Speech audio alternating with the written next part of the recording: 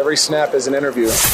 After the Snap. What a snap. Hey, keep your mouth shut, 50! I lead by example. With Blake and Reed Ferguson, discussing life in, out, and after football. To be able to leave walking away with a degree and a championship, it couldn't be any better. Yeah!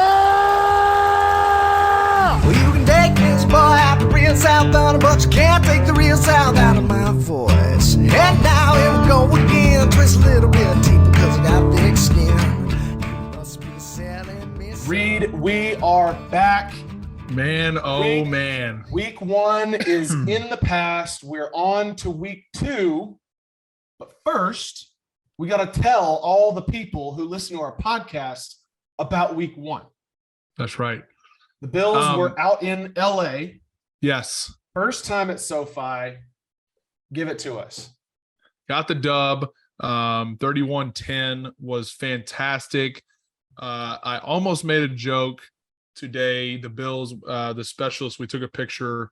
Almost made a joke, but you didn't make the joke. I didn't make the But joke. you're about to give it right now? I'm about to give it because I think it will land better speaking rather than on Twitter. Got it. So the social team posted a picture for Ticket Tuesday, where fans can retweet and try to win some tickets for the home opener. That's cool. In the tweet, they put retweet to win tickets for the home opener. And I was going to reply because it was a picture of the specialist. We were holding like fake tickets. I was going to reply and say something along the lines of Monday's the home opener. It felt like the home opener in LA because there were so many Bills fans. Give us a percentage. Way easier to like talk that out on a podcast rather than on Twitter.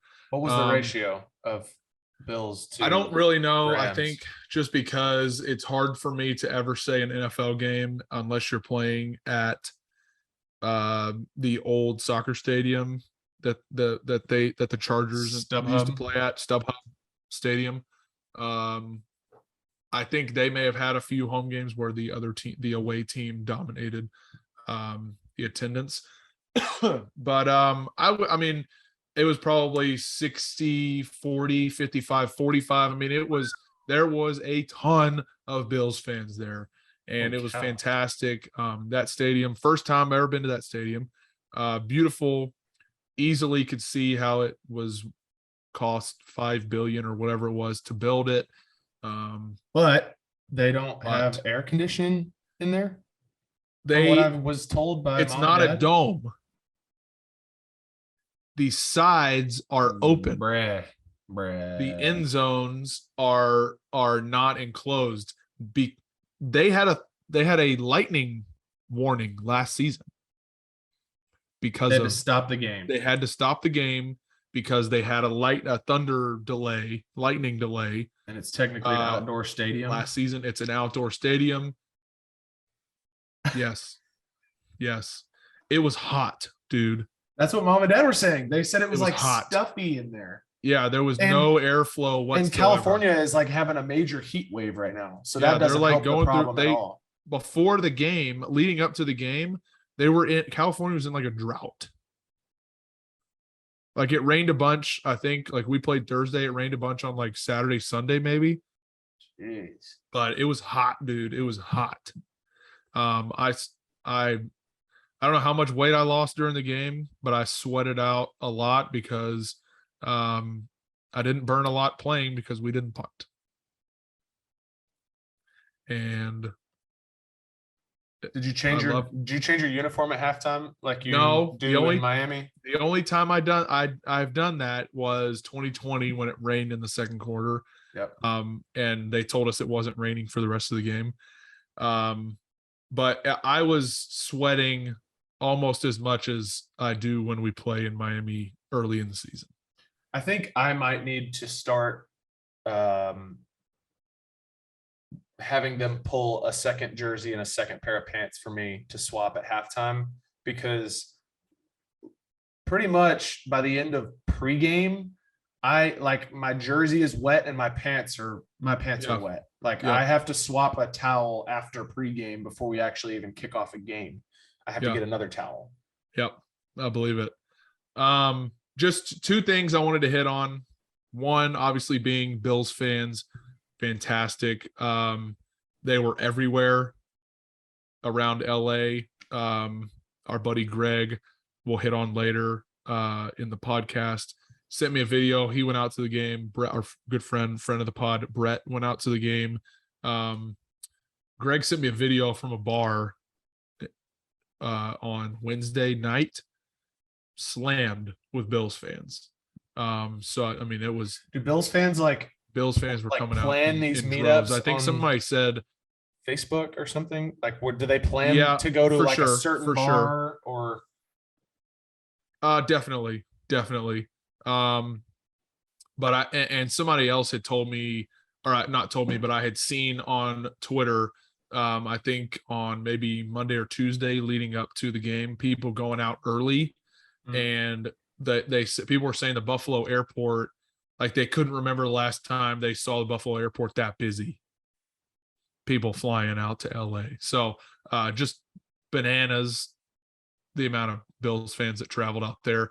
Shouldn't be surprised at all because the Mafia travels everywhere. But and then the Rams really aren't known for having that great of like a home fan base anyway. Well, especially it's not like the 49ers. I mean, they won the Super Bowl, but 49ers fans are just like ballistic, crazy, It's not like that.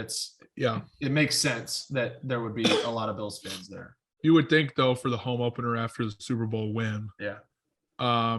But second thing, Von Miller, everything that he was chalked up to be. I mean, the dude is a freak, clear game changer, and a ton of fun to have on squad. So I've enjoyed getting to know him. Our lockers were next to each other during camp, so that was pretty cool. Getting to chat with him every day and kind of pick his brain on a few things. But maybe he'll come on the podcast at some point. I could plant that seed now. Beautiful. I can plant that seed. But next game for the Buffalo Bills is Monday Night Football against the Tennessee Titans. We are. I don't know if I should admit this out loud, but it's early enough to where I could say it. There's two Monday night games, and we are the earlier one at 7:15.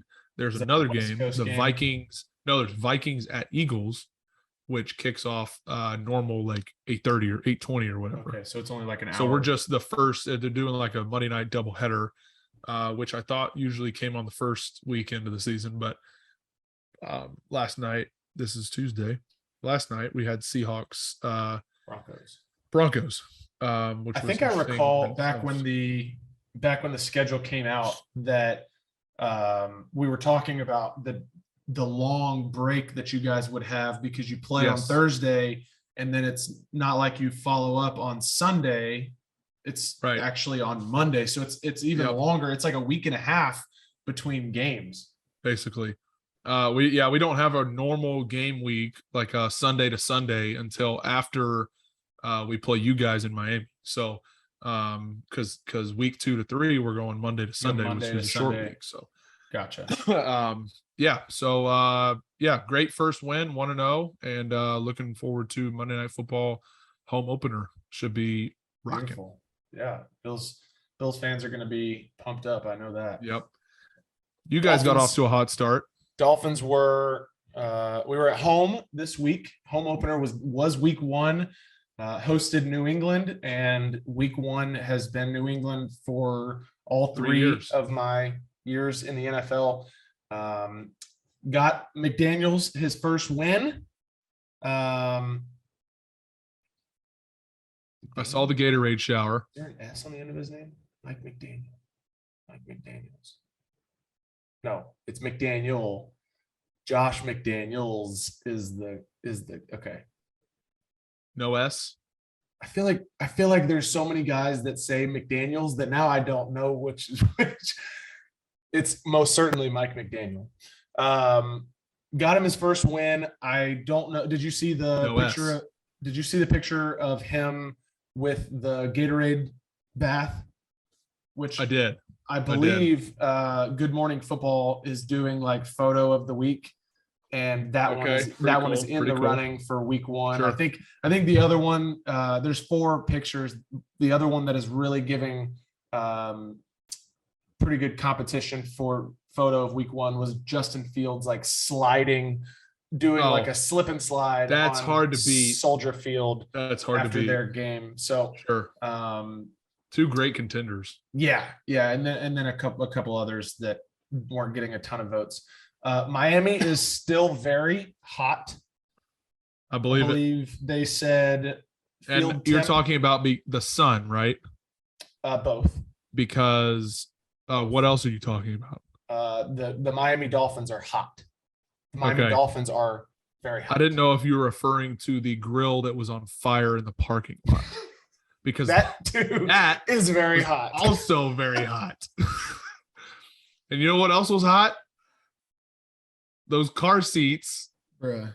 in the 4 cars that were Dude, they said it was like completely 12. burned in total. 12? Yes, bro. I was at the dog park yesterday. Oh my goodness and there gracious. was a guy at the dog park who parked like 2 rows over from No where that way. happened. Swear. And he No said way. that it originally was like 4 or 5 cars. Every picture I've seen, all the mainstream media Yes. pictures are the same. It's the same picture of the same. No, 3 he or said it 4 was cars. like he said ultimately it was like 11 or 12 cars. No freaking way. Yeah.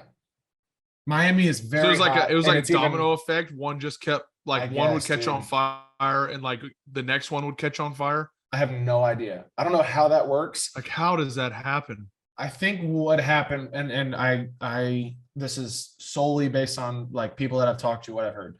I think what happened was there was a person who like either put their charcoal grill underneath their vehicle or dumped out the hot coals on the parking lot ground under their vehicle, and they were not out yet, and they up underneath the exhaust No. And that- way. traveled to the gas tanks, and then it was just all bad. But Miami is still very hot. It's even hotter when you set your So, car on fire. I know the facility is not at the stadium. It's close, but it's not It's at like the stadium. across It's the parking lot. oh, okay. It's that close. Yeah, our practice field overlooks the stadium. Okay, so but where that happened, you don't see that on a daily basis? No, because there's parking lots all the way around. I believe it's on the other side of the stadium from where we are. Okay, so is it a crime scene? Oh, they for sure have to do police reports because people are going to be wanting money for their Like cars. insurance money? And yeah, like I'm sure there'll be some Like sort is of it taped off? claims. Have you seen it? No, I don't think it's not like a murder scene. No, not a crime scene, but are they trying to like investigate like they Arson. have somebody like if somebody come and like figure out how it happened? I'm sure they did shortly after. Okay. But the owner of the car probably just said, "Hey, yeah, I left the grill on." Like it was probably pretty easy to figure out if there was a little, char. Are you like char- scraping the concrete to look like for charcoal remains? I don't know. I mean, how? No, I'm just asking. Like Yeah, how? no, like I don't know. I'm not sure exactly is where in so the parking wild. lot. I believe they said it was on the far corner opposite of where we come in. But yeah, crazy. It was a good start to the year. There's some thunder. It's storming. Welcome to South Florida. Great start to the year, 1-0, and we are headed to Baltimore this weekend, Okay. week 2, which will then be followed up by the Buffalo Bills in Miami. So That's right. hoping to get a little cooler weather in Baltimore. I know it still gets pretty warm, but we're kind of getting to the point now where we're moving into maybe some fall weather. So we'll hope for that and Hope that fall weather can come before week 3. hope it stays dry. No, I was saying in Baltimore, not Miami. No, We will not definitely see Miami. we will not It's- see any yeah. cool down in Miami until like December, and that's like for a week. It could be hot in Baltimore. Could be hot. It could be raining. Never know. Could be That's hot, one of could be those raining. like coastal towns, cities. We play there week 4, so we might catch some of that fall weather. So moving on, before we get into the and preface this by saying this interview was fantastic with Matt and Samantha Brown, the couple that caught Albert Pujols' 697th home run at PNC Park on Sunday night or Sunday afternoon, I guess.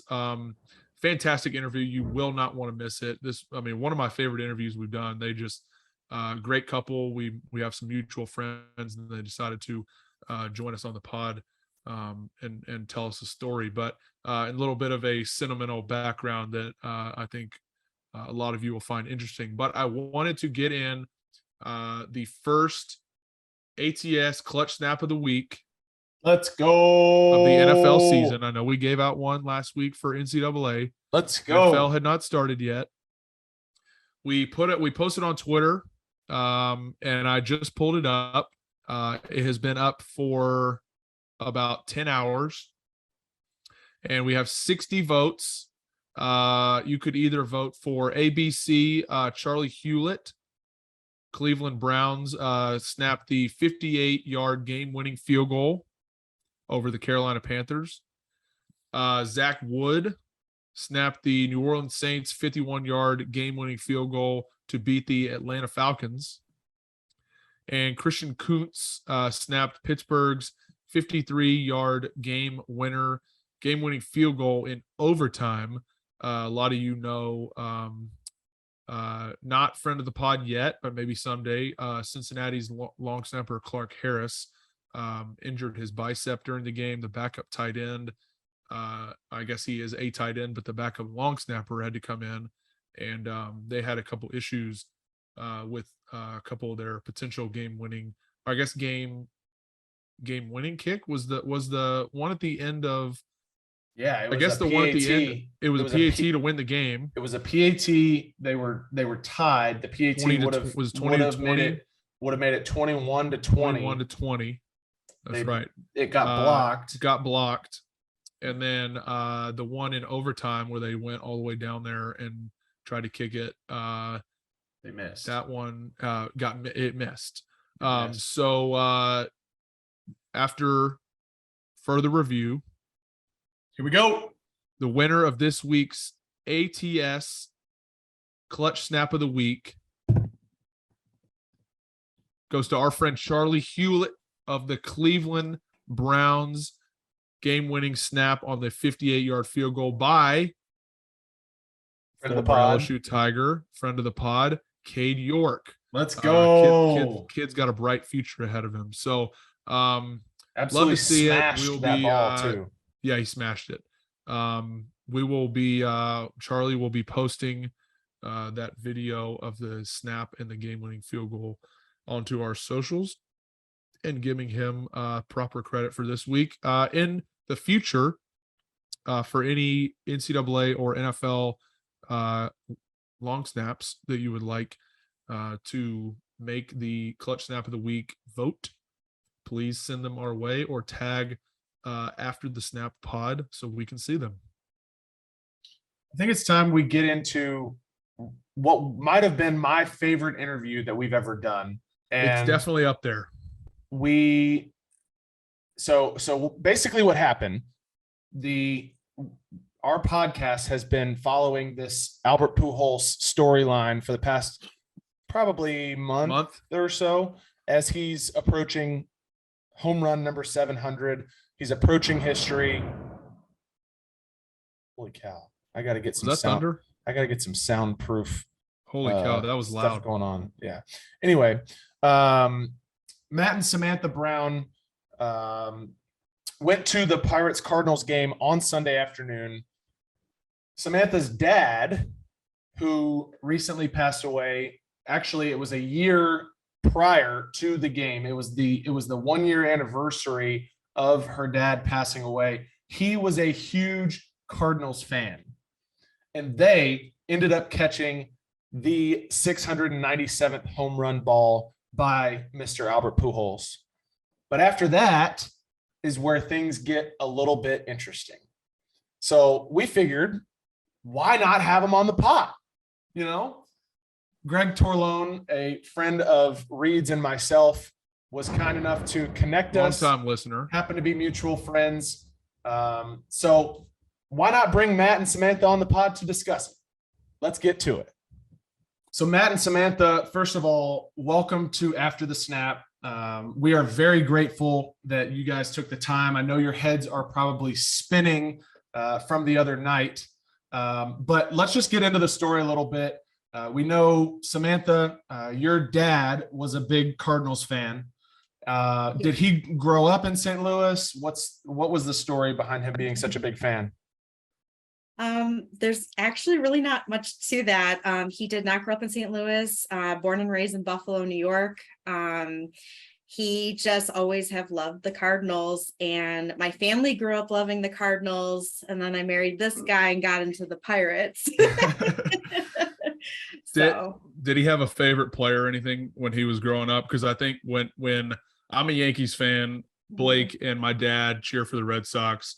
Ted Williams was kind of the go-to guy for my dad growing up. Blake can attest to that. Did he have? But and my dad grew up in East Tennessee, so like same thing. It was not near like where his favorite team was when he was growing up. Did he have like a guy that he kind of clung on to? I don't know if he had an old time guy that he raved about. Like we heard a lot about like the new stuff, like, but Yachty, like obviously St. Louis. Everyone loves Yachty in St. Louis. They've been so good for so long. It's hard not to like him when you like the Cardinals, right? Oh my gosh, yeah. Matt, how did you become a Pirates fan? Just because are you Buffalo born and it's just location wise that was the closest team? Born and raised in Buffalo, New York, but my dad's from Pittsburgh. So I grew up, my dad bleeds black and gold. So I grew up with the baseball game on every night. My mom complaining about who would get the TV. Dad would always get it. So I played baseball when I was younger, and we actually have season tickets to the Pirates. We don't make every game. Oh, wow. But like we're that into it, I guess. We go down a bunch of times a year, usually with my dad. This time not. Very cool. And we take her dad once a year. So yeah, just love baseball, and with my dad really picked up on it. I need to get on the season ticket train because Blake he's a new A-list member for the Braves. He lives in Atlanta in the off season. So he just picked up some season tickets for Atlanta. Some season tickets for the Braves. We went to Braves games growing up all the time. It was fantastic. But I want to ask again, I know we talked about it a little bit before the pod. Being huge, all of us are huge baseball fans on the pod right now. I am making it my life's journey to hit every baseball stadium in the country. Nice.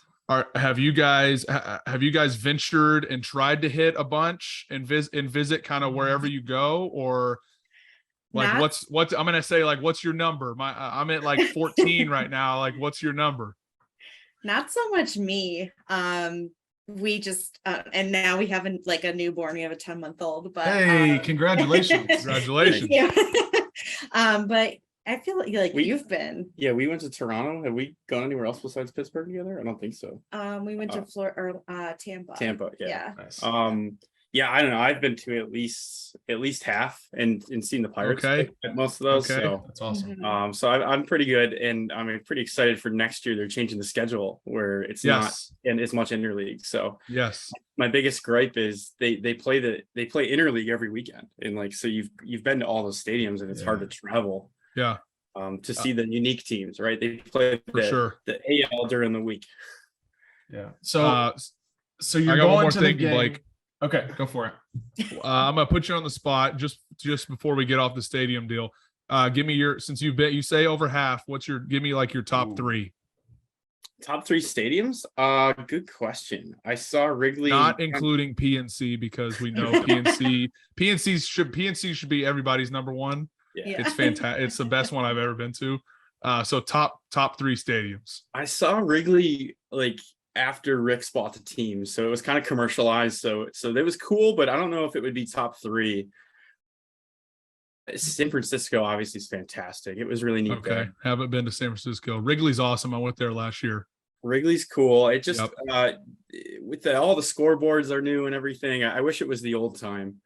That would have been neat. But I've actually had an awesome time, probably like the best time I've ever had at a baseball game in St. Louis. A friend hooked us up with Okay. tickets. We sat front row behind home plate. Alcohol was included. It was Very a cool. lot of fun. Yeah, that's Very really cool.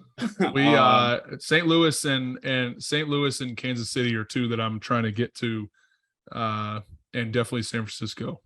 With the arch at St. Louis right there, the Budweiser Brewery is really cool. It's just a neat spot to visit. And then San Francisco is awesome because I work out of a company based in San Francisco, so I actually got a free trip. My dad booked a ticket. We crashed in the same hotel, and I just went to work really early and got out early to go to the game. So we had awesome. fun. Very cool. So what's that? That's 2, and then the third one. Yankee Stadium, I guess, is just so gaudy. I guess I haven't been to the Red Sox Stadium, so that doesn't. Did you go to the old Yankee Stadium by chance? Never went to the old one. I actually went to the second game ever at the new one. It was a preseason game against Very the cool. Indians. As he pulls up his Very big cool. Yankees Yes. logo. One Don't think this is by accident. Yeah, this is that not was by accident. 100% strategic. So it's cool to see what Judge is doing.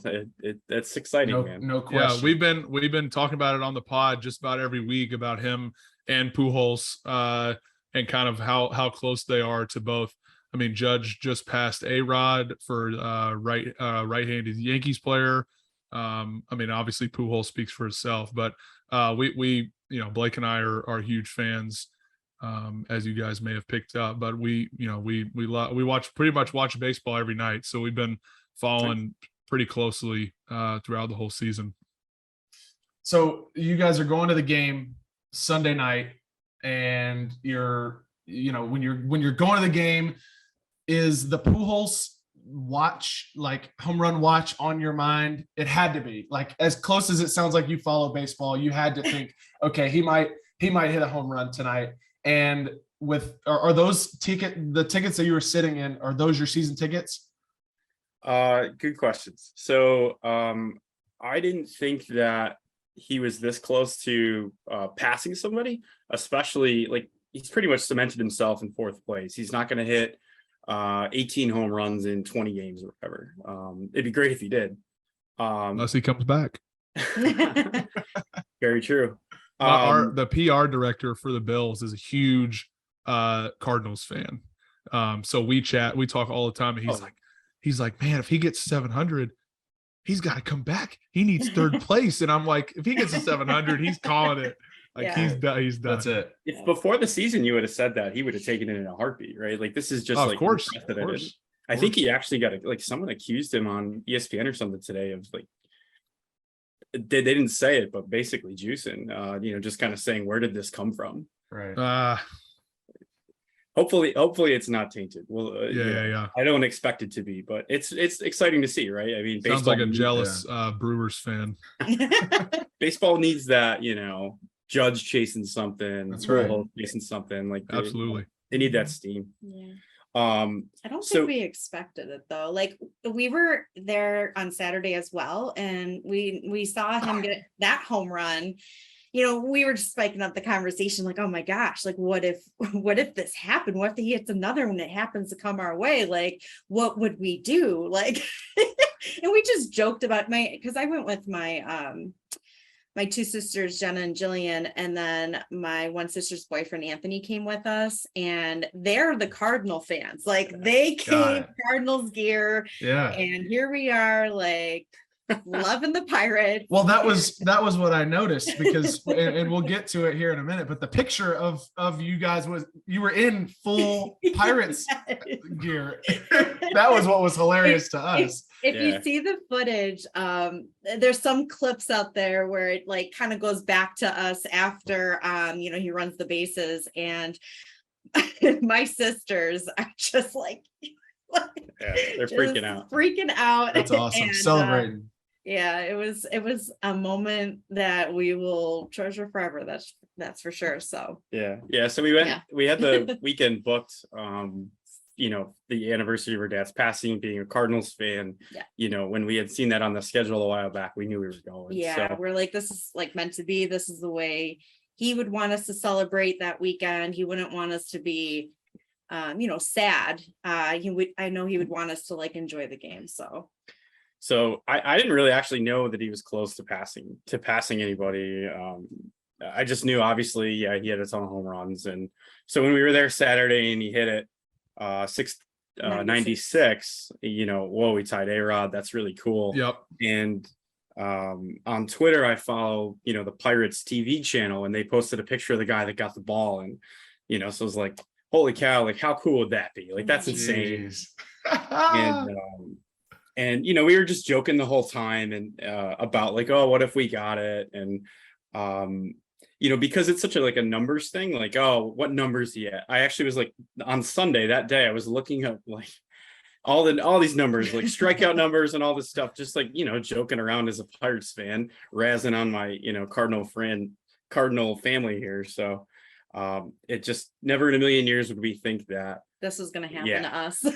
Especially like righty, right, pull hitter, right? We were sitting sitting right center. Yeah. Well, that's my follow-up question. Where are your season tickets? Yeah, so we don't have an explicit seat. What they let you do is they let you like exchange all the games. So it's more or less like a dollar amount deposit. So we just like switch in and switch out of seats. And we actually always sit in left field generally. And we just kind of mix and match depending on obviously front row's open. We try to grab that. And for this, everything on left field was kind of booked. Obviously, Pujols was chasing a number. Those are hot seats, and there was just closer seats in this other section. So we actually sat the section I got the ball in. We sat in that section Saturday, and then where I got the ball, we were actually sitting a section over on Saturday or on Sunday. Sorry. That's the interesting part to me was if you look at all the. What is the dude's 40? What is he? How old is he? 42? Something like that. Yeah, I think so. Every home run he's hit this year, I think all the ones that I've seen have been pulled to left field. He's almost wrapped them around the foul pole. Yeah, like they're all lefty pitcher pulled to left field. Like it's uncanny. Mm-hmm. It's like Matt Carpenter in Yankee Stadium. Like the odds right center hitting the short porch. And what are the odds that you guys 2 days in a row are sitting in right center on Sunday, a section over, and you move, did you move? So you move seats? No. If you watch the broadcast, you can actually like see me like run. Oh, gotcha. So he's got some battle wounds, by the way. Yeah, I got that's pretty good. Well, that was my next question. It looked like you were like kind of fighting with some other people to get to the ball. Of course he was. What was did he wanted to get on after the snap? Like supernatural, yeah, exactly. Supernatural like strength just come over you, and you were like, I'm getting to the ball. I don't even think we remember like how it all came into play because he was sitting on the opposite side of me. Like I was closest to where the ball had gone. And did you jump over me or did you jump a row? Like, what did you do? No, I blacked out. I was gonna say, like at that, like when you do, like we've all been there when something happens that quick and you just got to react. You just black out and you're like, I jumped over you. I elbowed you in the face. I trampled 3 kids, and I had to get that baseball. So funny. I just obviously saw it coming. In center field in Pittsburgh, they've got like bushes or like landscaping where there's kind of a fence and you can't get to. So I was like, oh man, it might hit there, it might not, but I just kind of made my way over, and then I saw it. Someone missed catching it, and I saw it kind of ricochet and just sprinted, obviously. And that's fantastic. There was a comment I saw that like someone's like, Matt pushed a kid, and I take pride in. You can pretty much watch my whole path, and I did not do that. And it is actually on film. Yeah, yes. Really, yeah, which is really cool. Didn't really have to fight for it. It actually took a really lucky bounce. Like it bounced to the right towards me and just kind of grabbed it and It was meant to be. celebrated when I did. What happens when, I mean, you've been to way more and watched way more Pirates games than I have. What happens if somebody, you said there's a fence to get to the bushes in center field. I've definitely seen homers hit there. Does somebody grab them? Do people find a way to jump over the fence? Like, do they just stay out there? They stay out there. There's a big sign that says, something along the lines of no trespassing. You'll be kicked out if you go. Interesting.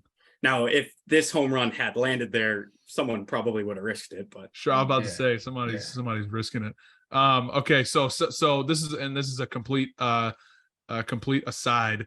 I have a dynasty baseball team that I obsess over all the time. I traded for O'Neal Cruz this year. There you go. You've seen him in person. Is he everything people are chalking him up to be? Man, 6'7" is it? Shortstop? 6'7", yeah, 6'7" tall. shortstop. The dude just Humming the ball to first base. Mashes home runs. He's like the StatCast hero of MLB. It's insane. Yeah. Fastest infield throw, fastest home run hit, I think. Fastest exit velo.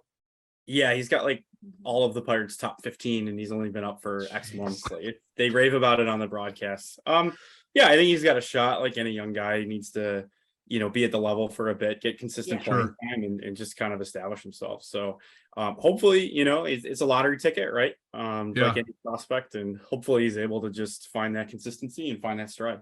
I really want Pittsburgh to be good soon. I'm serious. Right. No, I understand. No, that's the part. Like, I'm getting it. Like, I'm like, obviously I played for the Yankees, like when I was a little league team, and they kind of just stuck with me. I was Roger Maris. Like, we all had retired numbers, and it just kind of stuck. So I'm a diehard Yankees fan. Like, I follow the minor leagues and all the, the prospects and the whole 9 yards. But like, I really want Pittsburgh to be like legit, like division contenders while I'm up here in Buffalo, because I think that's such a great stadium to go to. Like, I want to be able to take a weekend trip, like when we're up here in the spring for OTAs and stuff, and go down there and like stay for a weekend and go to a few games in Pittsburgh, like, and for there to be like a big crowd there. Like, the only game I went to when the Yankees played there, maybe in 18, I think, it was not a huch crowd, but I like, that's something that I want to experience at PNC, like with it being like the coolest park that I've been to. I want that for the fans too. Like, you got the Pittsburgh Pirate fans are diehard. Like, you guys are awesome. And I just wanted to get that out there. Like, I hope that they have a lot of good young talent, O'Neal Cruz, Hayes, Reynolds, like all those guys. They've got a good core there that I think that they can build around. Yeah, they got a shot. My fantasy football team named like 10 years ago was Pittsburgh Pirates in 2025. So we're my buddy and I joke, like, we're coming up on that, like, and we're on enough of like an upward somewhat trajectory here to have a chance to be decent. So we'll see. When they were like, Awesome. Was it 2015 that they were wild card? Was that it? 2015? Yeah. That was like the craziest. 13 Was to that 15 was a long one. what year was, sorry, and I know Blake has a question. What year was it, and this may be the year, the wild card game that we're thinking of, where Cueto was pitching? 13, I was there. Was that 13? They said, "Who's your daddy?" Who's your? I don't know that part. Or the crowd was chanting, "Who's your daddy?" or something No, like that. they're And he dropped the ball on the mound. The old Now I'm hockey gonna have to goalie. look that up. No, just You don't Cueto. wait. You really don't know what I'm talking about? No, I do. I was. Okay. It's Cueto. Just He's like, dude, I was there. Oh, I thought it was like I thought they were saying, "Who's your daddy?" No, it's Cueto. Just like the old hockey goalie. Slow sing of the name, the last name. All right. Well, the who, I must be tripping, right? I feel like I don't think I must be thinking of something else. I'll look it up. The best game I've ever been to when Russell Martin hit that home run. It was electric when Cueto dropped the ball. Obviously, Good Pirates memories. That's what we need. There's not many, but So the story that we originally saw, or I guess I originally saw, was from our good friend Greg Torlone up in Orchard Park. who I understand is also a friend of y'all's. And he shared it on Twitter that not only did you catch the ball or get the ball in the outfield, that was like the start of what turned out to be a crazy evening. What ensued after that was, it sounded like you were going to trade the ball for a sign ball. How did that actually ensue to where you actually ended up meeting Albert Pujols and walking out with 3 baseballs, including the home run still in your hand? Like, tell us the whole story. Well, you can start it. Yeah. So caught the ball, and I knew like, what I had caught, and on the broadcast I'm freaking out. And generally what happens in that scenario is like security approaches you. So an usher from the park came up and said, hey, just so you know, like the Cardinals are probably going to want that, just heads up. And $1 million. We all joked, we're like, when we were joking about it before it actually happened, we're like, we all want signed jerseys. And all I can think of was the Tom Brady ball that was it Mike Evans threw into the tossed it into the stands? stands, number 600. Like, that's all I can think of was that deal that happened. Keep going. Yeah. Hopefully Pujols doesn't come back, right? Like, you were point earlier. So like very shortly after, a Cardinals security guy came up to me and, hey, I was in left field. He was actually standing in left field, prepared for the at bat. And he said, yeah, I ran over here as quick as I could.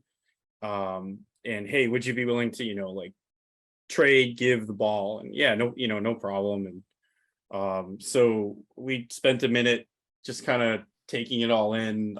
There was like fans, like we're walking and fans are coming up to us like, can we get a picture? It's like, not me, like I don't want to take a picture. Nobody knows who I am. Were you afraid of somebody like trying to take it from you at all? Kinda. Or is that not really like were you like hugging it, or like like stuffing it deep in your jean pocket? Like, what were we? No, I palmed. Surely you weren't like walking with it, just like I was. Your hand. Oh no! I palmed it. Like I was actually a little worried about that, and I was surprised that there wasn't like a little bit more of a scuffle to get it. It was pretty empty though. The game, there wasn't a lot of fans at the game. It was every September when football starts, they were all in left field. Sundays are light. And the Steelers game was going on right when this that's right. Okay. Yeah. So it was so empty because of that. Mm-hmm. But no, I held it out the whole time, and a bunch of people wanted to take pictures, and so I took a few pictures of just trying to take in the moment. I called my dad, oh, hey, by the way. And then we just kind of made our way to the tunnel underground, just to kind of get away from the chaos. But the game was still going on, and right before that home run, we were winning, and we were down there. We had no idea it was top of the ninth, right? Was it? Yeah. To take the 2-run to take the lead. I've never jumped for the Pirates to go down by a home run until that, and I don't plan on it again. We literally had to ask the security guy who had walked us back there, what's the score? What's going on? We don't, because I think you're missing the best part of the game. Yeah, you're missing the game. Yeah, and I think was it Tyler O'Neill, I think, had another home run after that, and I just felt like just obviously wouldn't trade that moment for the world. No. But yeah, it was funny. We just didn't know what was going on. So you get to the tunnel, and the game is still going on, kind of wrapping up. Yeah. Then what?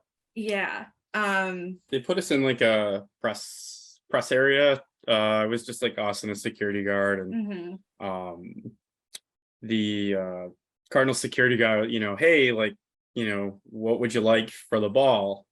And I don't know. I don't know, Bitcoin or something. I was gonna say earlier. That's what Brady gave the guy a Bitcoin. I'm like, no. Hasn't done well since, but I was about to say it's dropping right. I don't know if that's right. The good thing to ask for right now. So tried to take a minute to process it, and eventually told the guy, hey, maybe a couple bats and a couple balls. and that would be cool. And the guy was like, well, I don't know about any bats. There's a bat shortage. Yeah.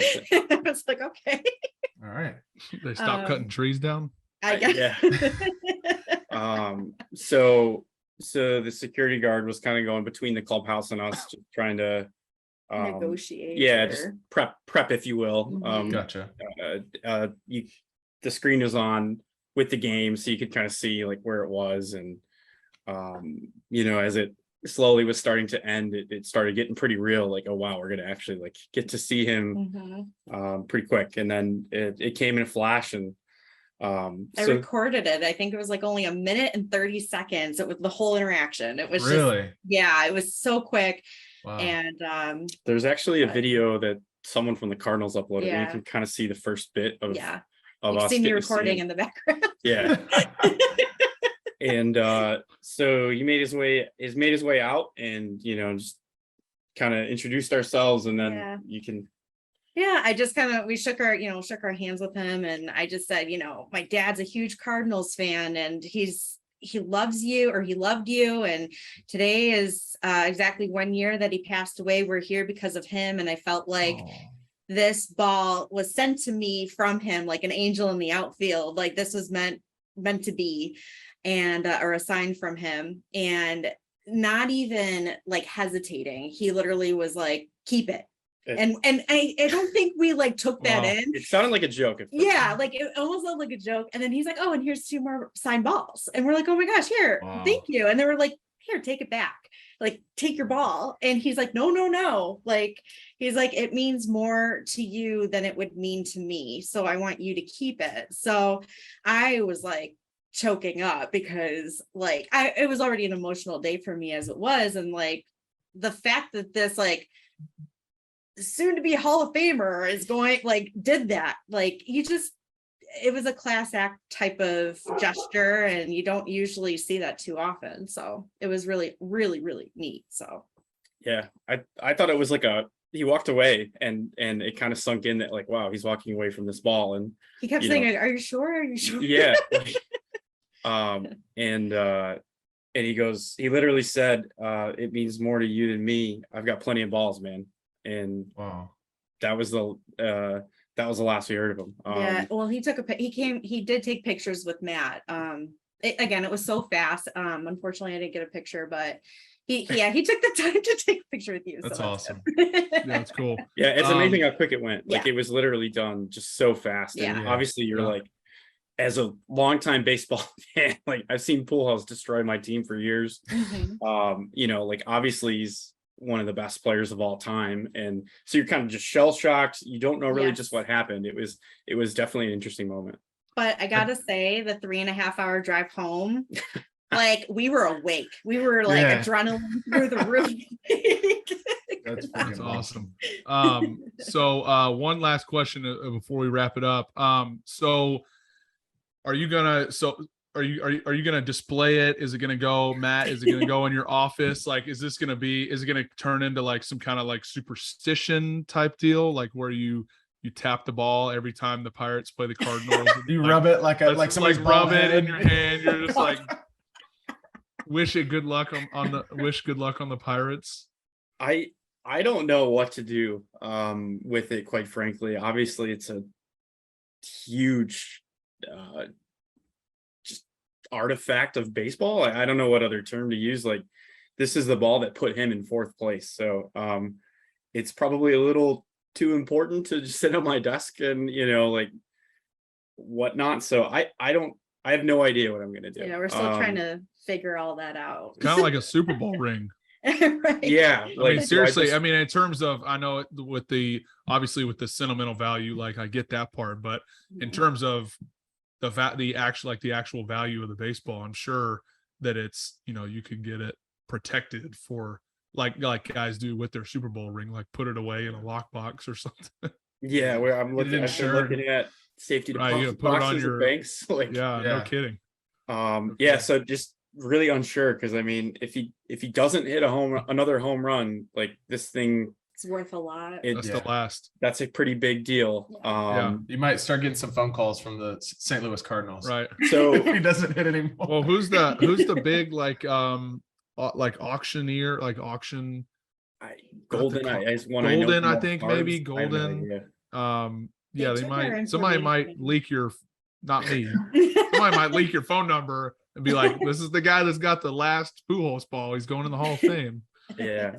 So after Albert walked away, we were just kind of like, I was feeling really weird. Like, I We thought he felt, was like, playing guilty hardball. almost too. Like I thought this was like a hardball negotiation tactic or something. Like, I wasn't sure what was going on. And then eventually they let us walk away. Like, I was amazed. Like, he didn't come back and not that we got shooed away, but time to go. Yeah. And eventually the Cardinal security guy came back and took my number, and he said, I just want it just in case. And in case hey, the Cardinals may call, the Hall of Fame may call. Like, Yeah. Wow. like, wow. That was what I was thinking, that, there are museums that may want this ball, or like something bigger than just having it in Albert Pujols' house. Like right.